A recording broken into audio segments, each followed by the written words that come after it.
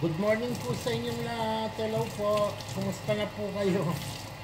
Tayo nataranta po sa paggising kanina kasi darating po ngayon yung order ng pagkain ng amo kong babae para sa 24 nila. Kaninang umaga hindi ko po namalayan, alas 8 na pala. Dali-dali po ako nag-base. Kaya buti natapos ko na pong paglilinis sa loob. Kaya dito na lang po sa kusina. Hindi ko po alam kung anong oras darating yung mga pagkain nila nito para sa 24 nila. Sabi kasi ng amo kong babae kagabi darating daw ngayon. Pinababantay niyang mabuti yung timbrehan ng pinto. Ilalagay na lang po siguro sa nibera sa baba nito pag dumating. O hindi ko alam kung baka maaga siyang gigising yung amo ko ngayon. Tignan muna niya lahat yung order nila kung tama at dumating lahat. Kumusta na po kayo?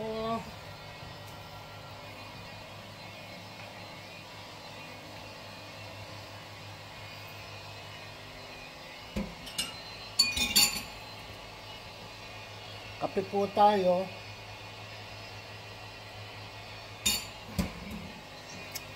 Yan. Tapos, tignan muna po natin yung rep nila, yung nibera, kung hindi marumi.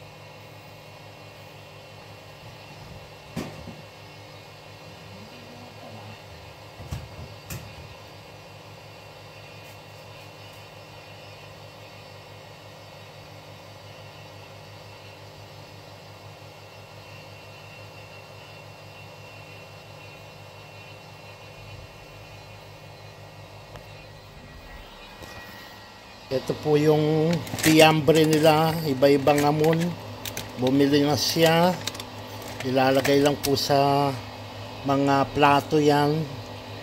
Pag nagayos kami ng mesa sa 24. Ito naman po yung itlog na parang keso. Ginawang matamis po ito. Ilalagay po nila dito ito. Ibubod nila. Yan po. Tapos yan po yung mga karne nila. Puro karne. Hindi nababawasan. Daming pagkain. Nakakasawa.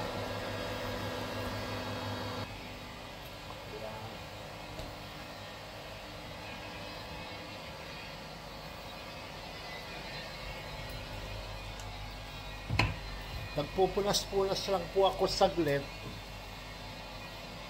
Ngayon, pag dumating mamaya, ikulukar ko lang po dun sa baba, dun sa garahe.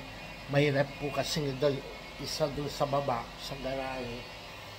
Doon ko naman po ilalagay yung mga pagkain nila sa 24.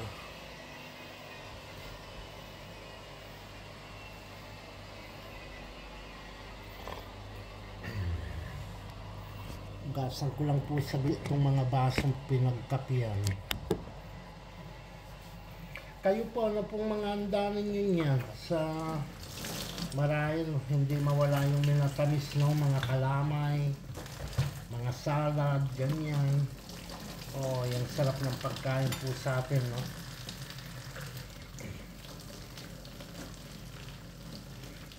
Dito po kasi nakakain mo lahat ang gusto mo, hindi ka naman masaya. Walang kasaya-saya ang Pasko. Tapos lalabas ka ng 24 ng hapon, kina alas 12, Noche Buena.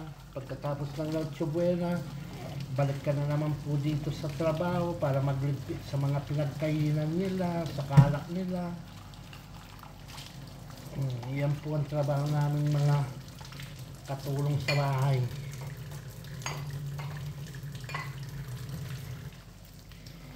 Balik ng gabi, pagkatapos ng Noche Buena,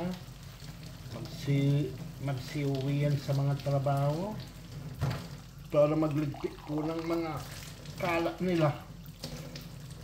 Kinaumagaan na naman po nun. Dito na naman po sila lahat kakain. Pakainin na naman namin.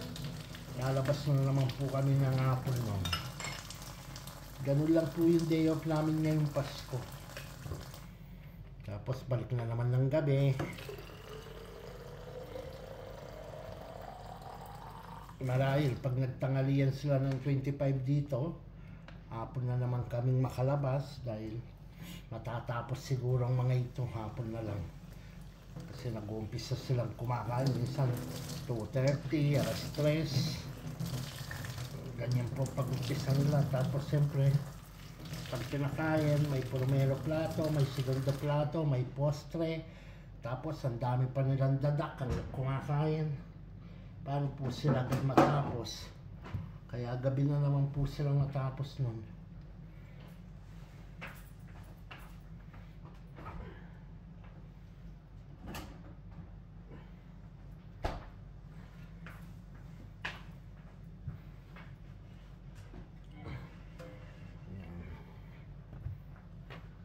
Kaya hindi po ako agad nakagawa ng video kasi talagang minadali ko yung paglilinis dun sa sala kanina. Baka nga agad darating yung mga pagkain nila.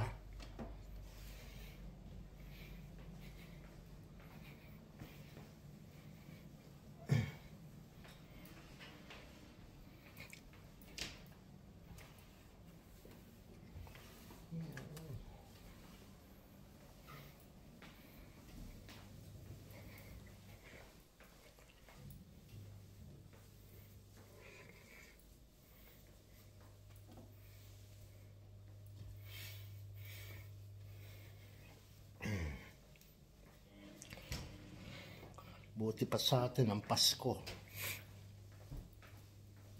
Makarinig ka lang ng kanta, ang saya mo na, kahit walang handa. Eh dito, nagpapasko na, wala ka pang marinig na kanta.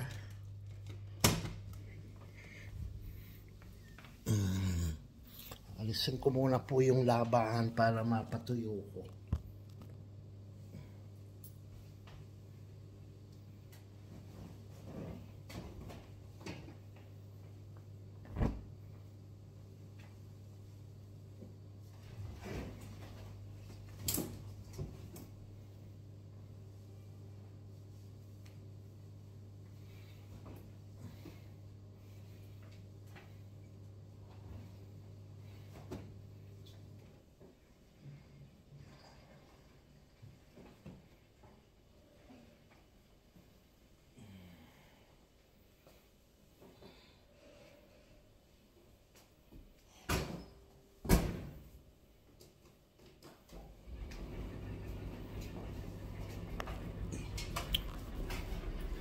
Ito pong jacket ni Senyora na kailangan pong yanger muna.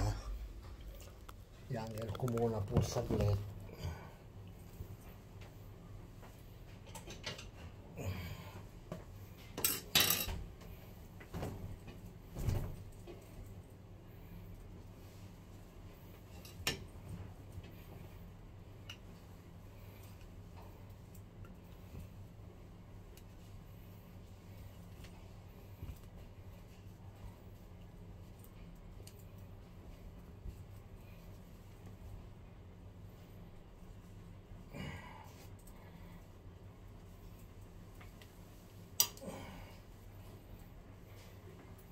Sinama ko po kasi sa labahan yun.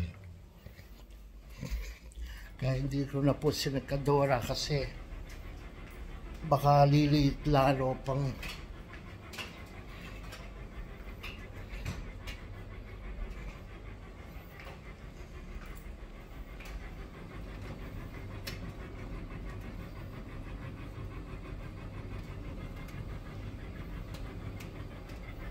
yan.